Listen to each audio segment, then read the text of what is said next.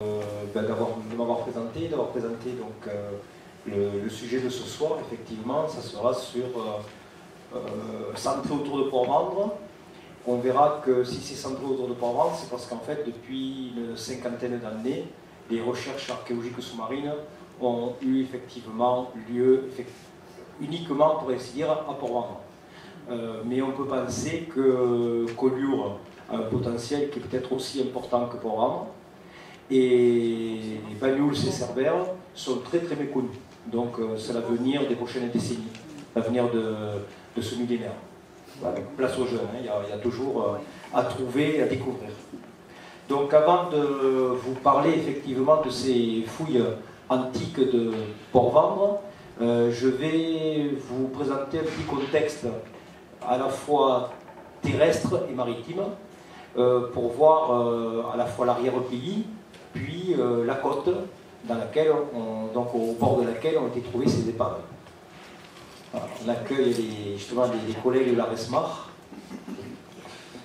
qui se mettent en place. Donc ce qui est très intéressant dans l'histoire de ces épaves, donc c'est des épaves dites romaines, on pourrait dire gallo-romaine, mais moi le terme gallo-romaine ne me plaît pas trop parce qu'il faudrait dire à ce moment-là hispano-romain, lusitano-romain, etc. Donc on va dire les épaves antiques d'époque romaine. S'explique par le fait que tout le bassin méditerranéen a été colonisé et romanisé à partir de la cité de Rome. Donc un petit rappel historique pour savoir comment effectivement les Romains sont venus s'installer chez nous. Au départ, Rome, bon, c'est une république, grosso modo entre 500 et 27 avant Jésus-Christ. Et à partir de Rome, donc les habitants de cette petite cité vont faire d'abord la conquête de toute l'Italie, toute la péninsule italique, qui correspond aujourd'hui à l'Italie. Et cette conquête va être relativement longue, puisqu'ils vont commencer à se battre contre les tribus étrusques, les tribus osques, et puis également les Grecs installés dans le sud de l'Italie, en Calabre, en Sicile. Mais également, il y avait aussi les Phéniciens qui détenaient la Corse, la Sardaigne, qui étaient en fait, les Phéniciens étaient les descendants de ces gens venus de Phénicie, qui s'étaient installés à Carthage, qui à partir de Carthage également avaient colonisé certains sites qui étaient devenus des ports commerciaux. Donc entre 275 et on dira 191 pour être exact, avant Jésus-Christ, l'Italie va devenir donc un seul et même État autour de la capitale de Rome. Cela ne leur a pas suffi à ces soldats qui étaient surtout des soldats et des agriculteurs et qui par nécessité sont devenus aussi des marins, ne serait-ce que pour se battre contre les Grecs qui étaient un empire maritime et puis ensuite contre les Phéniciens qui aussi étaient peut-être le plus important empire maritime puisqu'il s'étendait de la Phénicie au Proche-Orient jusqu'à Carthage et Carthagène, Carthago Nova en Hispanie. Et puis donc à partir des années 200 avant Jésus-Christ jusqu'à 30, donc vous voyez sur un peu moins de 2 siècles, ça va être tout le bassin méditerranéen et toutes les marges qui vont être comme ça colonisées par ces Latins. Et c'est ainsi qu'une des premières colonies, ça sera l'Espagne, l'Hispanie. Au départ, c'est toute une frange littorale qu'ils vont appeler l'Hispanie supérieure et l'Hispanie ultérieure. Ça correspond en fait à la Catalogne, le pays valencien et l'Andalousie. Donc là, on est en 197 avant Jésus-Christ. Ensuite, après, on va avoir d'autres nations qui vont être conquises, notamment les Grecs avec la Macédoine et l'Achaïe, donc la Grèce proprement dite, autour des années 148-146 avant Jésus-Christ. Puis en 131-129, c'est quasiment, ce n'est pas une conquête, mais c'est un roi de Pergame qui va faire don de son royaume, qu'on appellera l'Asie, qui va faire donc au Sénat de Rome. Et puis, peu à peu, comme ça, ces différentes colonies vont être des lieux de peuplement et ils vont rebondir comme autre lieu comme base de conquête sur les régions voisines. Et en ce qui concerne notre secteur, qui sur cette carte est appelée Narbonnaise, c'est une dénomination qui apparaîtra à partir d'Auguste, autour de 25 avant Jésus-Christ. Donc ce secteur s'appelait la Gaule transalpine, c'est-à-dire au-delà des Alpes, et ce pont terrestre entre l'Italie et l'Hispanie, lui, va être conquis entre 121 et 118 avant Jésus-Christ. Voilà. La dernière province, c'est l'Égypte, avec la captation de cet ancien empire égyptien, dont la dernière reine était Cléopâtre. Voilà. Donc, en 31 avant Jésus-Christ, c'est Octave qui va devenir Auguste, donc qui va définitivement rattacher l'Égypte à l'Empire romain.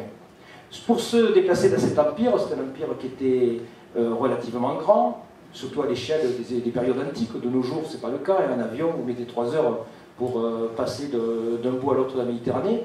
Mais à cette époque-là, c'était quand même un des empires les plus importants des mondes anciens. Et il faut d'ailleurs souligner que les Romains ont été le seul peuple, jamais égalé, qui a pu conquérir l'ensemble de la Méditerranée.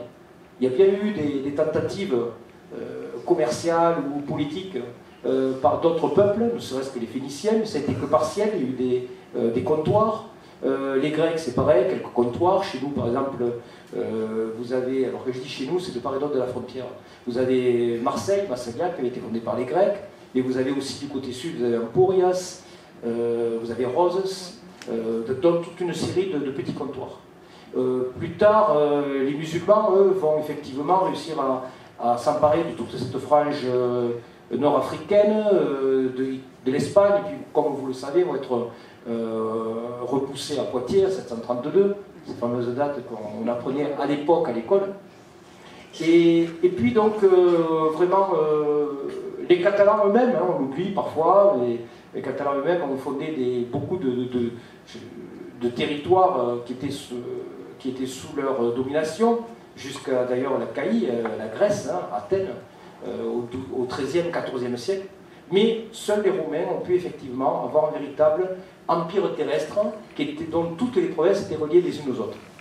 Et pour ça, deux façons de se déplacer, soit par terre, soit par mer. Par terre, alors, vous m'excuserez parce que ça c'est une carte que j'ai prise sur Internet, vu la facilité de lecture, et puis je ne m'étais pas aperçu qu'on a des belles fautes d'orthographe comme Marseille avec un S. Ah bon. Donc, ne m'en faites pas, je n'ai pas eu le temps nécessaire pour le gommer le S. On estime qu'on avait un réseau viaire, c'est-à-dire un réseau routier, d'environ 100 000 km de longueur. 100 000 km, c'est énorme. Et pour les voies maritimes, alors là c'est plus difficile à évaluer, on parle quand même de routes maritimes et de grands axes maritimes. Bon, par exemple, pour aller d'Italie en Espagne, il y avait deux grandes routes maritimes. Il y avait une route directe qui partait de Rome Ostie, qui passait entre la Corse et les Bouches de Bonifacio, et qui allait en direction, vous voyez, Tarragone, Barcelone. Puis on avait aussi une route qu'on appellerait plutôt de cabotage, qui remontait le long de la mer Tyrrhénienne et longeait la Ligurie, ensuite l'actuelle côte d'Azur, aller vers Marseille, Narbonne, et puis continuer vers le sud. Puis aussi une troisième route, effectivement, qui allait, passant au sud de la Sardaigne, se diriger directement vers Gadès. Elle allait vers Gadès, donc elle passait ce qu'on appelait les colonnes d'Hercule, les détroits de Gibraltar, en direction de Gadès, Cadix, aujourd'hui.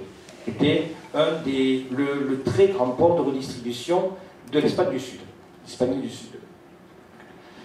On revient donc sur notre secteur, ce qu'on appelle les provinces occidentales de Méditerranée, avec notamment donc,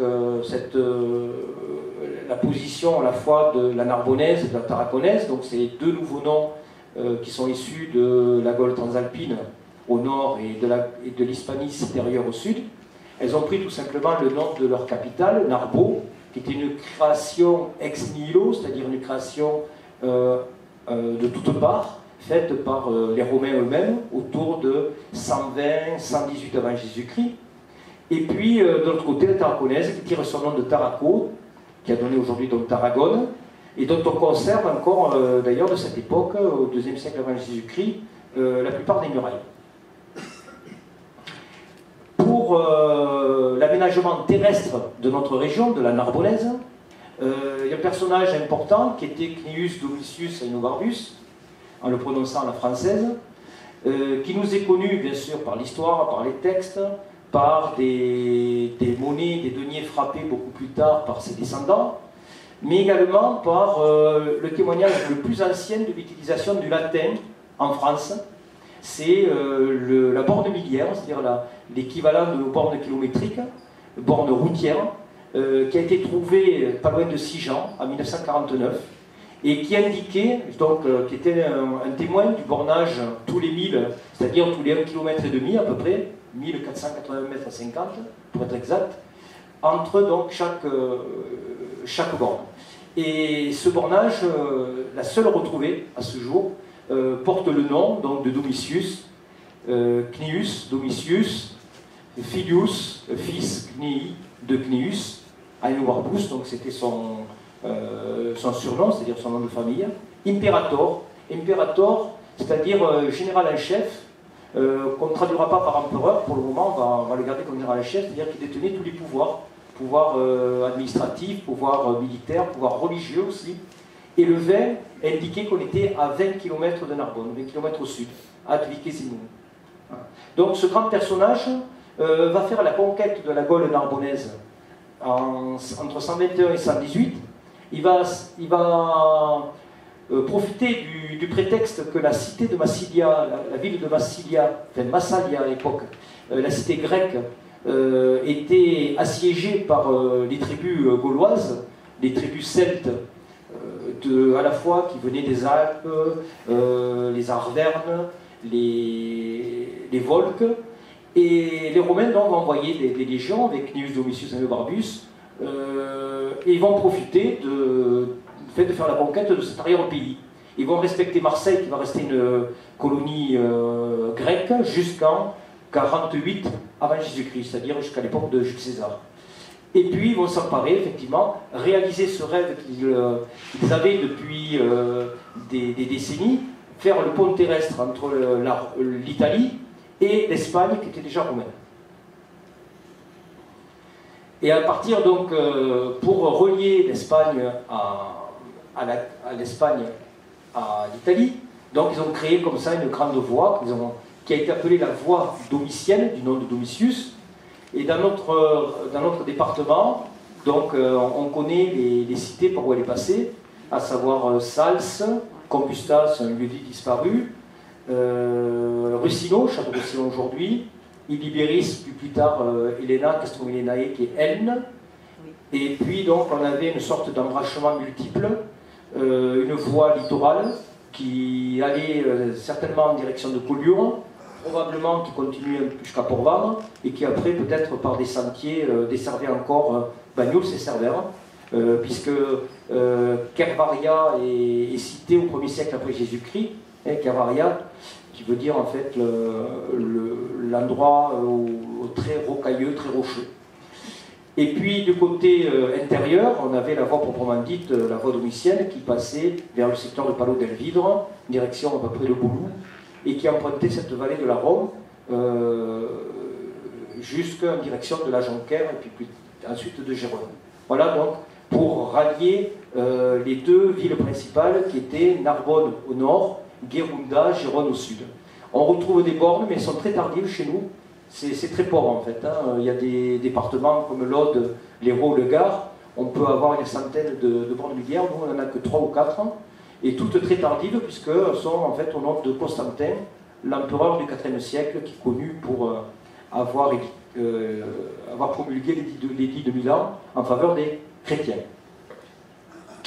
Ces routes terrestres, on les connaît très bien parce qu'on a ce qu'on appelle les itinéraires routiers. Donc sous ce vocable d'itinéraire routier, on y met à la fois des objets, des cartes, des plans, qui nous donnent des listes de stations.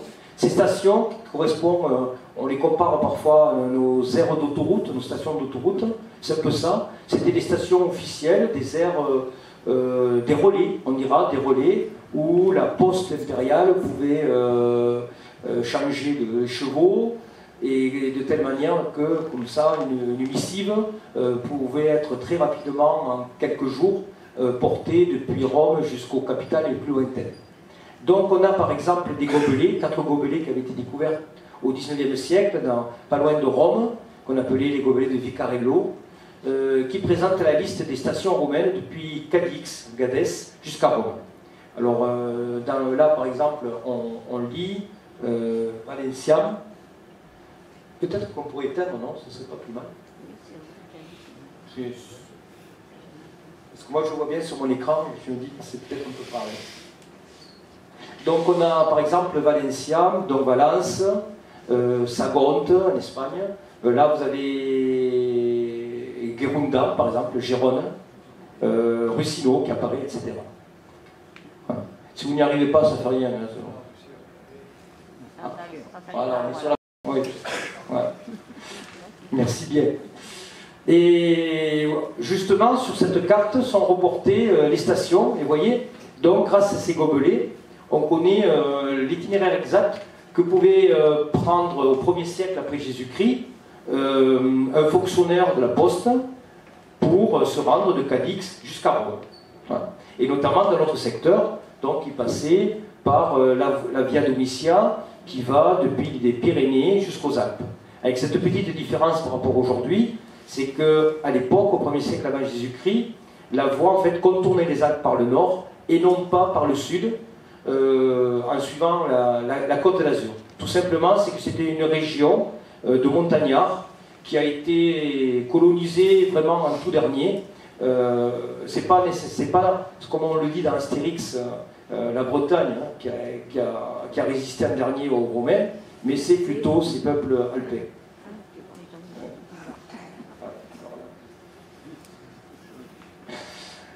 Ici, c'est notre itinéraire qui est dans une autre source antique qu'on appelle la table de Puttinger.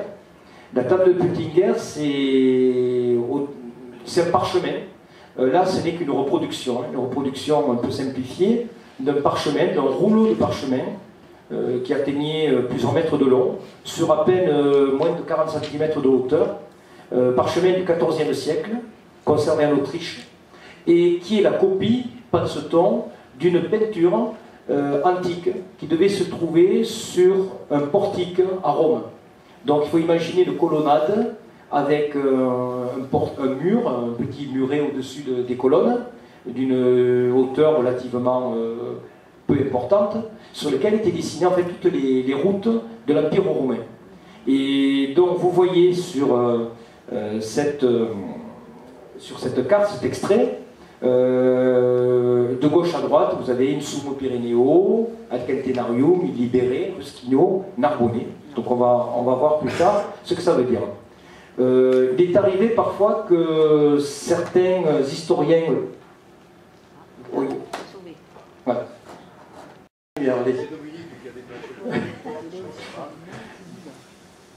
Alors, quand on reporte toutes ces informations, on peut comme ça mettre en parallèle à la fois les informations qu'il y a sur les itinéraires et la localisation de ces stations sur le terrain. Une petite remarque, c'était au sujet sur la vignette, là vous avez une île avec un temple. Certains érudits locaux ont pensé qu'il pouvait s'agir du temple de Vénus. Alors, d'emblée, non. Ici, on a le promontoire pyrénéen. Donc, le promontoire pyrénéen correspond effectivement tout le secteur du Cap Béar, Cap Creus, promontoire pyrénéen. Et là, ça correspondrait plutôt au Baléares. S'il vous plaît, vous pouvez prendre le pointeur laser, on verra mieux. Ah oui, mais ça a déconnecté à cause du pointeur laser. Ah, on va retester. Voilà.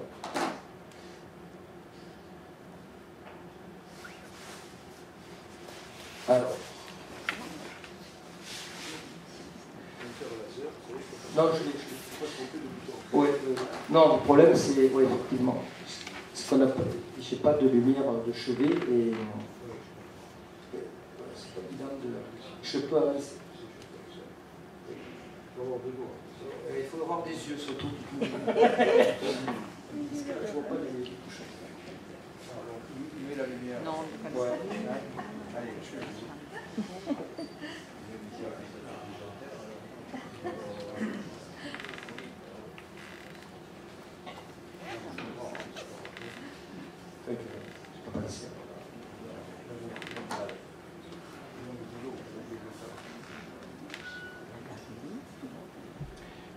Merci.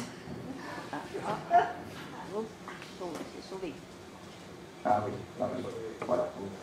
Voilà, donc effectivement, c'est ceci là qui serait donc les îles Baléares. Là, c'est le promontoire des Pyrénées, donc qui correspond en fait à des albergues qui vont mourir dans la mer.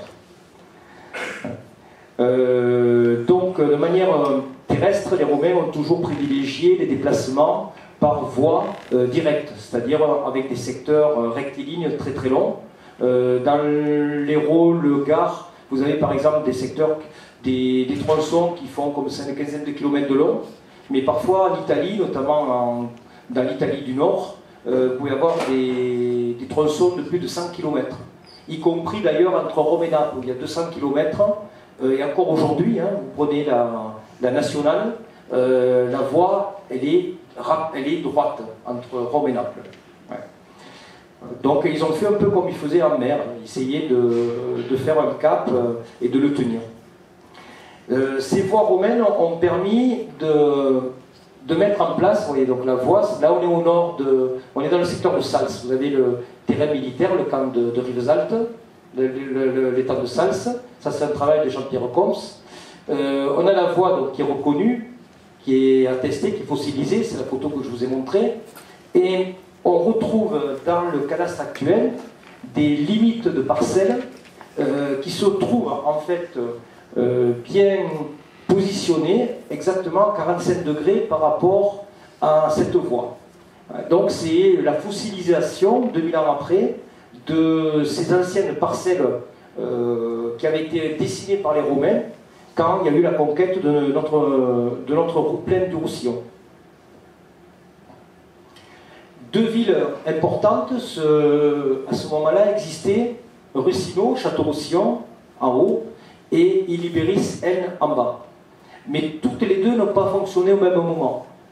Dans une période antérieure aux Romains, période qu'on pourrait appeler celtibère, c'est-à-dire une époque où on a à la fois des tribus ibères et qui se sont mêlées aussi à des éléments celtes venus du nord et du centre de l'Europe. À ce moment-là, donc, il y a deux oppidums. Un oppidum, c'est une ville forte, une ville fortifiée, en haut d'une colline, souvent avec un rempart. Même si on n'a pas retrouvé de rempart à Ruscino, les vestiges se présentent sous la forme d'une ville isolée sur une colline, sur un promontoire. Et puis, elle, c'est le cas où les remparts ont pu être englobés dans les remparts médiévaux. Dans le premier cas, donc, les Romains ont choisi l'oppidum de Ruscino pour en faire la capitale de leur région, ce qu'ils ont appelé le Pagus Ruscinonensis, qui a donné plus tard le Roussillon. Et ça a été une petite capitale provinciale entre les années 20 avant Jésus-Christ, on pourra dire, et jusqu'aux années 60 après Jésus-Christ. C'est-à-dire durant la première dynastie des empereurs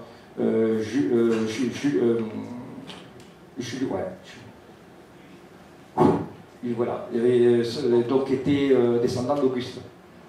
Et à ce moment-là, dans les années 60, il y a eu une sorte d'abandon de la cité. Les élites ont préféré aller vers Narbonne, qui était une capitale provinciale plus importante. Et à ce moment-là, c'est la cité d'Illiberis, cité d'Elne, plus tard cité d'Elne, qui est devenue le pôle économique et politique plus important. Et d'ailleurs, encore jusqu'au XVIIe siècle, c'est resté quand même ce double pouvoir, toujours laisser des traces, puisque Ruscino a été au Moyen-Âge le pôle des comtes du Roussillon, hein, qui sont ensuite allés s'installer à Perpignan, alors que Aisne était l'évêché, le pôle ecclésiastique, et qui n'a fait son transfert effectif, si je ne me trompe pas, c'est autour de 1601 par là, et réellement, les évêques étaient déjà transférés à Perpignan au XIVe siècle. Donc, deux villes. Ces villes, on a peu de traces en fait, de la voie domitienne dans la plaine, parce que les Romains utilisaient, roulaient probablement à même le terrain, à même le sol enduré, de ces terrasses de galets. Ça correspond un peu au chemin de vigne, hein, qui existe encore, du moins ceux qui ne sont pas goudronnés. Et en montagne, bien sûr, c'est plus facile à repérer ces voies, puisque la voie est taillée dans le rocher. Là, vous avez un exemple, je vous en présenterai deux. L'exemple de la porte d'Écluse, là, on est dans le défilé d'Écluse après les thermes du Boulou et avant d'arriver au Pertus. Et d'ailleurs, à cet endroit, il y avait une structure qui a été plusieurs fois étudiée, en dernier lieu par notre collègue Jérôme Coutarban en 2012. Et il semblerait que cette structure donc, est une sorte de porte de contrôle entre la sortie de la Gaule et l'entrée en Hispanie. Parce que la frontière est un peu mouvante suivant les périodes, soit elle était sur l'Écluse, soit sur le Pertus ou le col de Panissas. Certains même ont pensé qu'il pouvait y avoir un poste de douane à cet endroit, sachant que chaque fois qu'on sortait d'une province, on payait un impôt. Donc même si on était dans le même empire, l'empire romain, on payait quand même des droits, des redevances en changeant de province. Et ici, on payait le 40e des Gaules, c'est 2,5% du prix des marchandises. Voilà. La voie, vous la connaissez, vous avez fait allusion tout à l'heure aux travaux que nous avions fait sur le col de Panissas. Donc on retrouve la voie, avec les ruines aujourd'hui de structures, qui est à la fois le trophée de Pompée, qui ont été structures qui étaient ruinées et qui a servi autour de l'an 1000 à la mise en place d'une église puis d'un prieuré dédié à Sainte-Marie. Les architectes ont fait un remontage, une restitution 3D de ce monument qui lui marquait en quelque sorte la frontière entre la Gaule et l'Hispanie à l'époque de Pompée, c'est-à-dire des années 70 avant Jésus-Christ, et plus tard de César, donc autour des années 40 avant Jésus-Christ.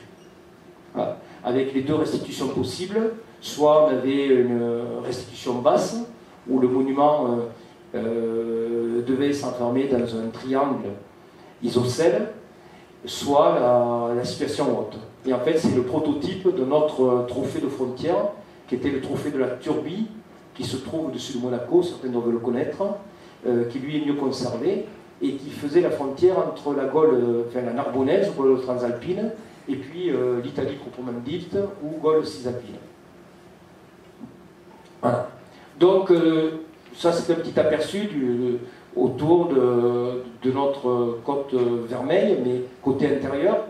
Et puis donc maintenant, qu'y avait-il? Quelles étaient les routes qu'il y avait donc en face nos ports entre Argelès et Cerbère? Voilà, donc c'était des bateaux qui passaient. Ces bateaux, on ne connaît pas bien sûr la quantité qui pouvait passer. C'est pas comme de nos jours, hein, où vous avez des carnets de capitainerie où on entrait, enfin, on écrivait les entrées et les sorties. Ça pouvait peut-être exister à l'époque romaine, mais bien sûr on n'a pas conservé ces archives-là. C'était des bateaux qui étaient quand même relativement à la fois perfectionnés pour leur époque, mais en même temps difficiles quand même à diriger, puisque c'était des bateaux de bois, mais qui n'avaient que des rames, 2 rames gouvernail à l'arrière. Les rames gouvernail, on les devine, hein, 2 rames gouvernail à l'arrière. N'avaient pas donc de gouvernail proprement dit. L'attraction, c'était l'attraction bien sûr éolienne, avec un mât, souvent un mât unique, et une voile rectangulaire. Hein, pas du tout la voile latine triangulaire comme on le dit, mais une voile rectangulaire. Et c'était des bateaux qui avaient un fond pas très prononcé, donc c'était des véritables coquilles de noix sur l'eau, et qui avaient du mal à affronter une mer comme celle d'aujourd'hui, par exemple, c'était risque de naufrage assuré. C'est pour ça qu'ils n'utilisaient la mer qu'en période en théorie calme, c'est-à-dire à partir du mois de mars-avril jusqu'au mois d'octobre. C'était la marée apertum. Et puis la grande saison de l'hiver, entre octobre-novembre, enfin octobre et mois de mars-avril, c'était marée clausum, donc la mer fermée. Et à ce moment-là, il fallait, on essayait d'utiliser le moins possible le bateau, d'utiliser la route, mais pour les marchandises, malgré tout, il y avait quand même des navires qui devaient essayer de relier les grands ports. Alors, les grands ports, on avait effectivement des grands ports de redistribution. Vous aviez, par exemple, sur le territoire de la Gaule, vous aviez Marseille, qui à partir de 48 va devenir une ville romaine. Massalia devient Massilia, parce qu'ils avaient fait le mauvais choix. Ils avaient, sur le plan politique, ils avaient appuyé Pompée, et c'est César qui a gagné. Donc César, il s'est vengé, il les a conquis en 48, et les a mis au pas, et la colonie a été obligée de se fondre en Empire romain. Donc c'est un grand port. Et puis Narbonne, donc, qui est un grand port qui est un peu plus ouvert sur la mer qu'aujourd'hui, parce qu'aujourd'hui il y a eu un atterrissement avec les étangs, et même d'ailleurs les étangs ont reculé.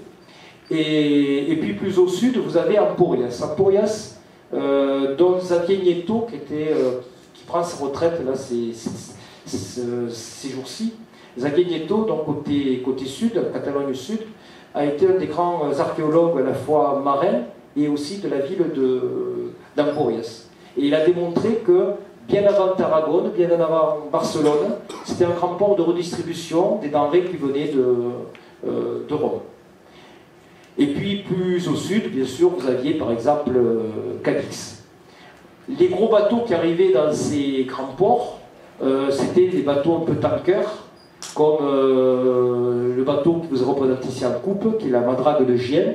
C'est un bateau qui pouvait contenir jusqu'à 5000 amphores, chaque amphore faisant 50 kg, donc 5 x 5, 25, vous voyez, ça faisait beaucoup. Le plus gros bateau est peut-être l'épave d'Albenga, donc côté italien, où là on a dénombré qu'il pouvait y avoir jusqu'à 10 000 amphores. Donc ça, c'était des amphores de vin italien qui étaient destinés à la fois à nourrir, j'allais dire, les légions romaines qui étaient quand même très importantes dans nos provinces, et puis aussi pour être commercialisés en direction de l'arrière-pays. Et à l'époque où nos ancêtres d'ici, du Roussillon, étaient sous la coupe des Latins, le reste de la Gaule, elle, c'était la Gaule chevelue. C'est la Gaule des Gaulois hirsutes, des Celtes. Et eux, même s'ils étaient indépendants, même si de temps en temps ils livraient bataille contre les Romains, ils acceptaient quand même le vin, et ils adoraient le vin qui était commercialisé par les commerçants. La guerre n'a jamais, ça vous le savez, même à notre époque, la guerre n'a jamais mis un terme aux transactions commerciales. Il y a toujours eu des marchés parallèles qui se sont... Et sur ces hôpitaux gaulois, on trouve effectivement des centaines et des centaines de kilos parfois d'amphores de vin italien, à une époque où César n'a pas encore envahi la Gaule. Et ce qui est dans l'Astérix, c'est vrai, quoi. Il faisait le banquet, et des banquets où il consommait des dizaines et des centaines de litres de vin. Un autre bateau qui a été, lui, trouvé au Baléares par un de nos collègues aujourd'hui décédé, Danny Coyce, qui a fouillé à Port-Vendre dans les années 70-80. Il a également fouillé au Baléares. Et sur cette route directe Italie, Baléares, Hispanie, donc il avait mis au jour un bateau appelé Cabrera 3, où on trouve, alors cette fois-ci c'est dans l'autre sens, c'est un bateau qui venait d'Espagne avec des amphores à huile, ces grosses amphores à huile, les Saint-Vin, mais également des amphores à salaison, des almagros, et toutes sortes d'autres amphores. Et là, c'était en direction de Rome, certainement d'Ostie. Donc, Russino, ici, qui est à l'origine Perpignan, Collioure et Port-Vendre, ce sont deux ports jumeaux, je dirais. On a longtemps opposé Collioure à Port-Vendre. Je crois qu'il ne faut pas le faire. C'est-à-dire que Port-Vendre, comme je vous ai expliqué, on a trouvé une quinzaine d'épaves romaines. Collioure, il y en a officiellement attesté, il n'y en a qu'une. mais en fait c'est un problème de 40 ans de fouilles de retard par rapport à Port-Vendre. Collioure est certainement d'ailleurs la ville plus ancienne que Port-Vendre. C'est une cité, une petite cité qui était en contact avec les marchands de Marseille, donc les marchands grecs de Marseille, ce qui explique qu'il y a beaucoup de matériel grec qui a été trouvé à Collioure. Et puis aussi, donc, c'est une ville qui a accueilli des bateaux romains. Et puis, pour une raison probablement d'eau beaucoup plus profonde, c'est Port-Vendre qui aurait surtout accueilli le commerce romain entre le 2e avant et le 5e siècle après Jésus-Christ.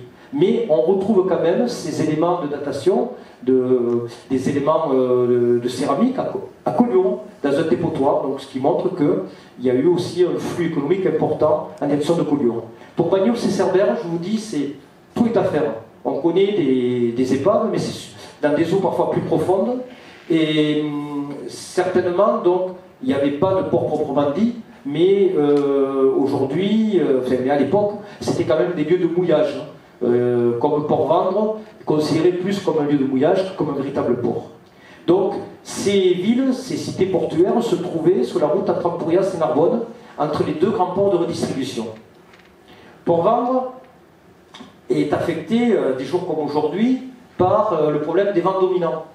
Quand les bateaux voulaient se mettre au mouillage pour se mettre à l'abri, soit qui venaient du nord de Narbonne et ne voulaient pas passer le Cap Béar puis le Cap Creus, ils essayaient de se mettre à l'abri dans la rade de Port-Vendre, soit alors le contraire, qu'ils avaient réussi à passer ces deux caps et que, bon, face à la tramontane, ils voulaient aussi se mettre à l'abri. Donc, dans les deux cas, ils essayaient de rentrer dans la passe, qui était beaucoup plus ouverte qu'aujourd'hui, puisqu'il n'y avait pas la jetée.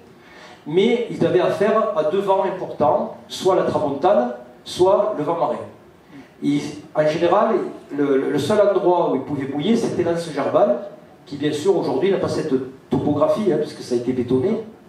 Voilà, donc une vue Google, l'Anse-Gerbal qui était beaucoup plus profonde, et la direction des vents. Donc, ce qui arrivait, c'est que la plupart de ces bateaux, en essayant soit du nord, soit de l'est, de venir se mettre ici au mouillage, ils étaient drossés la plupart contre cet écueil qui était qu'on appelle le Béar, l'Anse-Béar, il y a l'Anse-Béar, donc et c'est ainsi qu'à peu près une douzaine de naufrages ont eu lieu à l'époque romaine. Voilà représenté, quand on les positionne, c'est assez important. Vous en avez une dizaine, une douzaine.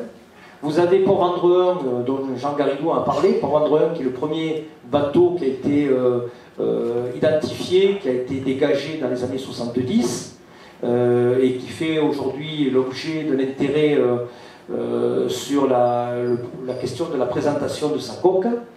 Donc Port-Vendre 1 était le seul bateau qui avait réussi certainement à bien rentrer, mais qui ayant un problème d'eau, de voie d'eau, a coulé en fait lentement au fond du port.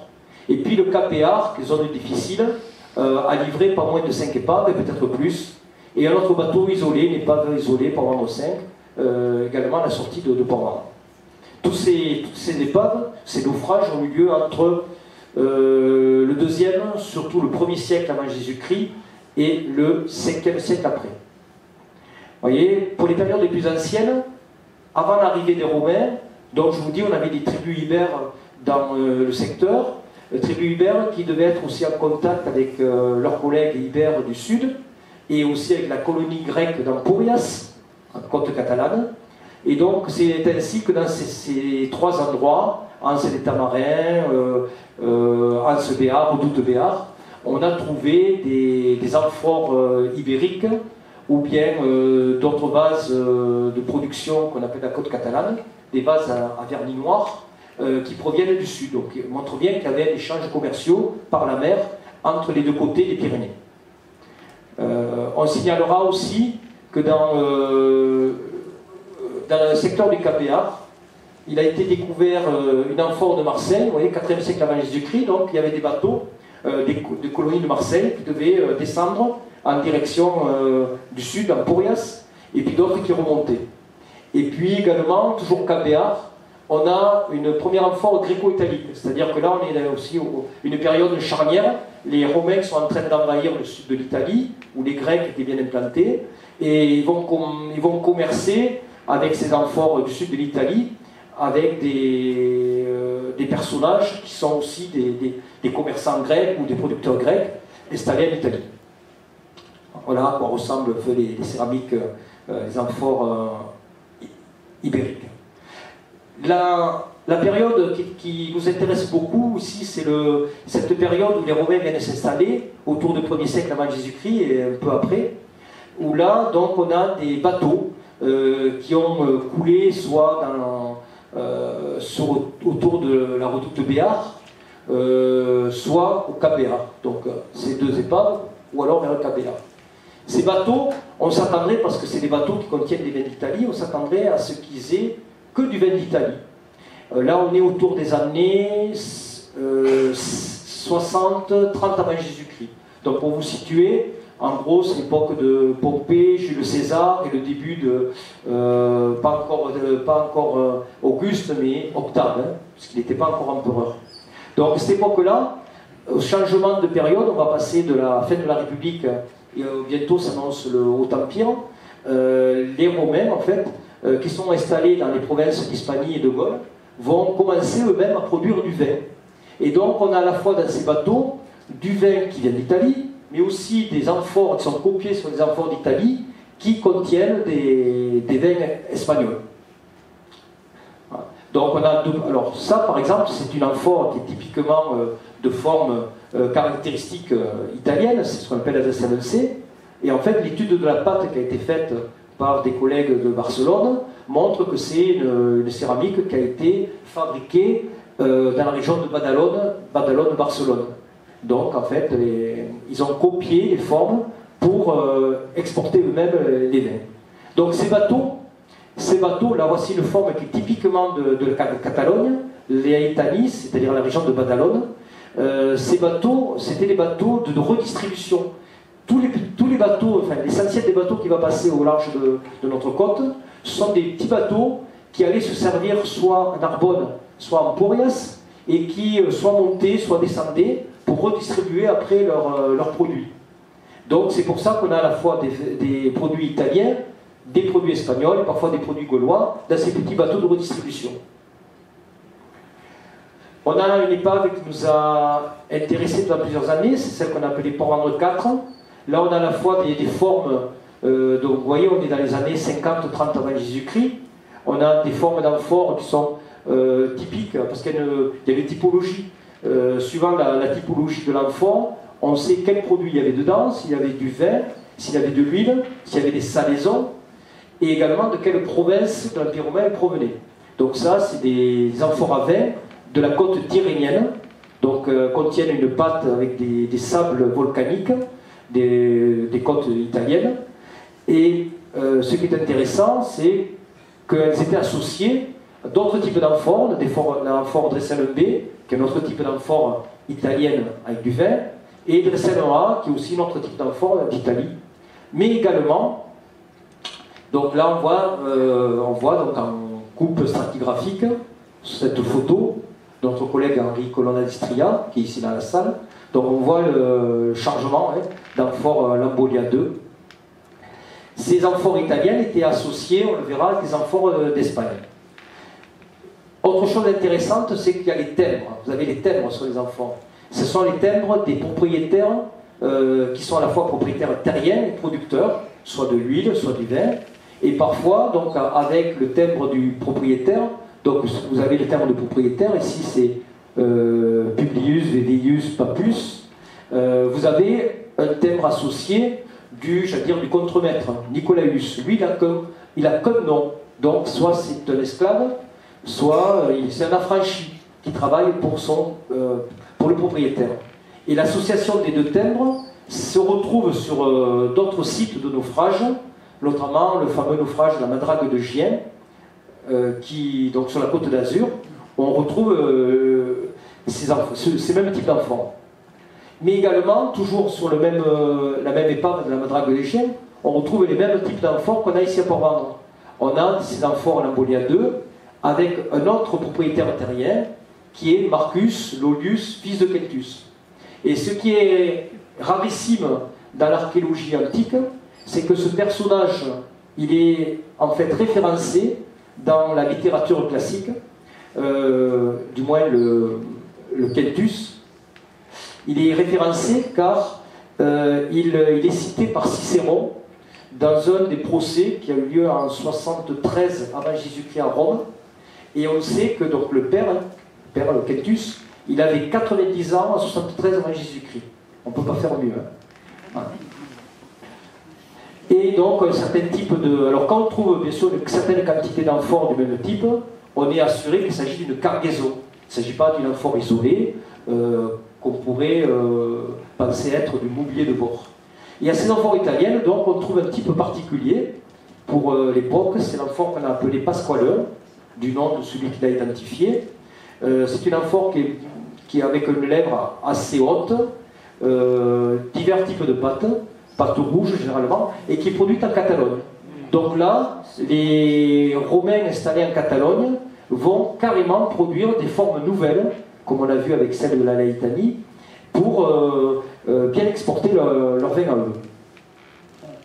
Avec ces mobiliers, ce qu'on trouve surtout des amphores dans les épaves, il y a parfois des objets qui sont individualisés ou qui paraissent un peu hétéroclites. Là, il s'agit de 2 meules, avec une particularité, c'est que ces meules sont de tradition préhistorique. Je veux dire, généralement, les Romains avaient trouvé un autre type de meule, une meule dormante mais qui était rotative. Et donc, on peut penser que ça fait partie du mobilier de bord. Il s'agit du mobilier dont utilisaient les marins à bord pour faire, par exemple, leur bouillie ou leur pain. Une épave qui a été très riche aussi en amphores, c'est l'épave du KPR3, fouillée par Dalicois, qui date, vous voyez aussi, les périodes d'époque de Jules César, d'Octave, essentiellement des amphores Dresseler. Donc là, une cargaison d'un peu plus de 200 amphores. Vous voyez qu'on est loin de 200 amphores récupérés. On peut penser qu'il y en avait beaucoup plus. Mais on est quand même loin des 5000 amphores, par exemple, de ces grands bateaux tankers qui allaient desservir les grands ports de Marseille, de Narbonne ou d'Emporias. Et quand on remonte donc vers les périodes plus récentes, l'époque d'Auguste, donc là on rentre dans ce qu'on appelle le Haut Empire, on a également 2 épaves qui sont bien attestées, pour vendre 2, pour vendre 5. On passera, on a d'autres épaves aussi cette époque. Et cette fois-ci, donc, dans les années 1er siècle après Jésus-Christ, eh bien, le vin d'Italie n'existe plus. L'économie, elle se fait essentiellement avec du vin qui vient d'Hispanie, notamment de Catalogne. Et ce vin de Catalogne, il est exporté sur Narbonne.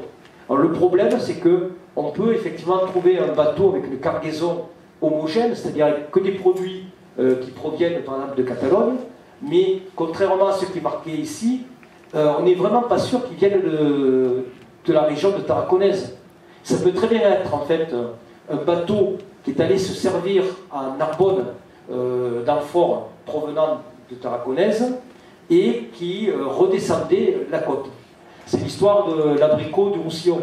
L'abricot de Roussillon, vous pouvez avoir dans les supermarchés, je ne parle pas chez les petits producteurs ou les bio, vous avez dans les grandes surfaces des produits qui sont labellisés, donc allez d'abord monter à Rungis pour redescendre chez nous. Donc là, déjà les Romains pratiquaient ce type de commerce, en gros et de redistribution.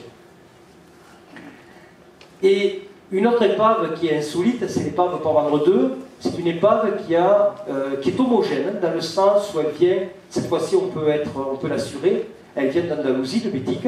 Elle associe à la fois des produits typiquement de Bétique, donc d'Andalousie, avec l'amphore Dresselvin, l'amphore à huile, des amphores à vin, Alterme 70, et des amphores à saumure. Vous voyez que la lèvre, l'embouchure est beaucoup plus évasée, c'est pour des saumures. Donc du poisson, avec des condiments. Et bien avec ces amphores était associé un chargement de métaux. À la fois on avait de l'étain, on avait du plomb et du cuivre. Donc une partie a été récupérée en fouille programmée par Danny Coyce, et une autre partie a été rendue récemment par des anciens plongeurs du laboratoire Arago de Banyuls, qui donc ont redonné au dépôt du Drasme de Port-Vendre ces vestiges qui sont antérieurs de peu à la fouille réalisée à l'époque. Ce qui est aussi quelque chose de remarquable, c'est que l'eau parfois conserve des informations qu'on ne peut rarement retrouver sur Terre. Donc en plus des marques sur les amphores, qui étaient des marques faites sur la pâte fraîche, du timbre du propriétaire, des propriétaires producteurs, il y a eu également trouvé des marques peintes. Donc à la fois donc, on a les estampilles, c'est-à-dire les timbres de 12 propriétaires oléiculteurs, donc producteurs d'huile de bétique. Donc on a 12 marques différentes, donc 12 propriétaires, et les marques peintes correspondent à 11 commerçants différents. Donc là, par exemple, c'est une marque de commerçant. Alors, qu'est-ce que ça veut dire? Ça veut dire que un propriétaire n'envoyait pas toute sa production sur un seul bateau ou sur un ensemble de bateaux, mais il préférait s'associer avec d'autres propriétaires, une sorte, j'allais dire, de coopérative, et également pour les marchands, ils s'associaient entre eux, et ainsi ils redistribuaient les lots dans le maximum de navires possible, sachant que tous les navires n'arriveraient pas à bon port, que s'ils se perdaient 1, 2, 3 bateaux sur 10, au moins le reste arriverait. Alors que si un propriétaire, par le biais d'un marchand, avait affrété un seul navire et que ce navire coule, il perdait tout. Donc, vous voyez, déjà, on rentre vraiment dans l'économie, dans l'esprit du commerce antique qui a perduré jusqu'à nos jours. On remonte les périodes, et, donc toujours, là cette fois-ci on est au 2e, 3e siècle, périodes qui sont un peu moins connues, et cette fois-ci c'est la Gaule qui va être représentée à Port-Vendre par notamment une épave, Port-Vendre 3, avec une particularité, c'est que le vin qui est produit en Gaule, souvent, ce sont des amphores à fond plat, ça ressemble un peu à des cruches, hein, ne sont pas en forme pointue, donc c'est des amphores qu'on appelle les gauloises, avec un certain nombre de numéros. Donc c'est du vin qui vient de Narbonnaise, de la région de Narbonne. Donc je vous signale, certains connaissent, vous avez le site de Salais-le-Daude, à quelques kilomètres au nord de Narbonne, qui est un grand... Alors on dit que c'est un endroit où on produisait des amphores. C'est vrai, mais ce n'était pas restrictif. C'est-à-dire que si on produisait des amphores à Salais-le-Daude, c'est parce que c'était les fours d'un grand propriétaire terrien. C'est comme les bouteilles de champagne. Je ne sais pas, peut-être aujourd'hui, mais anciennement, les grands domaines de champagne produisaient eux-mêmes leurs bouteilles de champagne et l'emboutteillaient sur place. Donc là, à l'époque antique, c'était pareil. Quand on produisait du vin, on produisait soi-même, on avait les moyens pour produire avec des fours, des amphores, pour pas les embouteiller, mais les amphoriser. Et puis avec cette épave, on a également un commerce certainement de flacons de verre, qui sont des verres qui sont attestés en Gaule, également dans la Gaule du Nord, près de la Germanie, qui étaient faits donc, pour être vendus certainement en direction de l'Hispanie. Et puis avec un petit objet mascotte, ce petit rhinocéros de bronze, qui correspond exactement à un type de rhinocéros qui est attesté.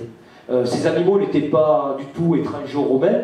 Les Romains connaissaient les lions, les rhinocéros, les girafes, les chameaux, puisque, bon, déjà par la frange nord, l'Afrique du Nord, par le Proche-Orient, le Moyen-Orient, mais également c'est des animaux qui faisaient venir au cirque à Rome. Donc c'est des animaux qu'ils connaissaient assez bien.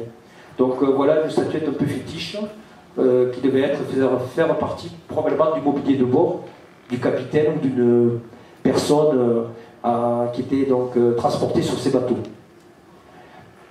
De très rares vestiges au bois ont été découverts. Ici, c'est un fragment de Port-Vendre 3 et bien sûr Port-Vendre 1, dont on verra quelques photos après. Vers des périodes plus tardives, donc quand on va vers le 4e, 5e siècle, la fin de l'Empire romain, c'est une époque qui est un peu trouble dans l'Occident. Grosso modo, vous avez à partir de avant Constantin, autour de 284-285, l'empereur Dioclétien va partager son empire en deux, l'empire romain d'Orient, donc vers l'est, et l'empire romain d'Occident. Grosso modo, l'empire romain d'Orient, c'est plutôt le domaine de la langue grecque, c'est vers la Grèce, la Turquie actuelle, le Proche-Orient. Et l'empire romain d'Occident, ben, c'est le domaine du latin, avec l'Italie, la Gaule, l'Hispanie, l'Afrique du Nord, la Germanie, l'Angleterre. Et donc à cette époque, les flux commerciaux sont un peu différents. C'était l'époque de trouble, 3e siècle, avec les tentatives d'invasion des Germains dans le Limès du Rhin. Et donc la Gaule se replie sur elle-même. Et les productions, qu'elles soient à la fois viticoles, oléicoles, viennent surtout de l'Espagne du Sud ou de l'Afrique du Nord, qui restent des régions tranquilles. Ce qui explique qu'on a ces amphores qui vont venir de l'Andalousie et de l'Afrique. Voilà, bon, un exemple. Malheureusement, on n'a pas toujours les amphores entières. Et l'exemple avec Port-Vendres 11, qui est un fragment d'épave, un morceau de ce naufrage. Souvent, les bateaux se sont explosés sur nos côtes et tout a été emporté. Le problème de Port-Vendres, c'est qu'il y a eu aussi le chenal qui a été creusé et qui a emporté depuis le XVIIe, XVIIIe siècle une partie des épaves au large. Donc, on a parfois que des débris de ces naufrages, de ces épaves. Malgré tout, en 2005, on a été mis au jour un fragment d'épave du IIIe siècle qui contenait à la fois des amphores d'Afrique du Nord, donc d'Algérie notamment, et du sud de l'Andalousie, donc des deux côtés des détroits de Gibraltar. Donc on a probablement un bateau qui venait soit de la région de Cadix, soit au contraire de l'Afrique du Nord, et qui comportait à son bord la caisse de bord avec un millier de monnaies. C'est en fait la côte rocheuse qui a préservé une partie de ces épaves. On voit les fragments d'amphores, ici la mauritanienne, donc l'Algérie. Et quand la première couche a été enlevée, la deuxième couche a recélé donc 3 amas de monnaie. Ces belles images sont dues au travail de notre collègue Michel Salvat, que je remercie encore une fois de plus pour le travail remarquable qu'il fait à côté de l'ARESMAR. Voilà. Alors ces monnaies, on trouve toujours des choses fantastiques sous nos océans et sous nos mers, dans les eaux de nos mers. Ce sont des monnaies qui ne sont pas des monnaies officielles. Ce sont des monnaies qu'on appelle d'imitation. Ce n'est pas la monnaie de Rome, c'est ni d'un grand atelier comme Lyon ou Barcelone. Ce sont des monnaies qui ont été faites sur des ateliers itinérants.